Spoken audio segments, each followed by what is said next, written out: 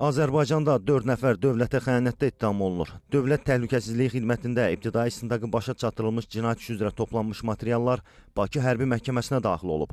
Baku TV-nin əldə etdiyi məlumata görə həmin şəxslər bir müddət əvvəl həbs ediliblər. Məlumata görə xarici xüsusi xidmət orqanının nümayəndələrinə kömək etməklə casusluq formasında dövlətə xəyanət etməkdə ittiham olunan İlkin Qəmbərov və Vüsal Ağayev Dövlət Təhlükəsizlik Xidməti tərəfindən görülmüş tədbirlər nəticəsində saxlanılaraq istintaqa cəlb olunublar. Dövlət Təhlükəsizlik Xidməti tərəfindən davam etdirilən tədbirlər zamanı Tural Aliyev İordaniya Haşimlər Krallığı ərazisində, Məmməd Şərifov isə Türkiyə Respublikası ərazisində ələ keçirilərək Azərbaycan Respublikasına gətiriliblər. Təqsirləndirilən şəxslərə qarşı Azərbaycan Respublikası Cinayət Məcəlləsinin 274-cü dövlətə xəyanət maddəsi ilə ittiham irəli sürülüb. Bu maddənin sanksiyasında 12 ildən 20 ilədək və ya işin hallarından asılı olaraq ömürlük azadlıqdan məhrum etmə cəzası nəzərdə tutulur.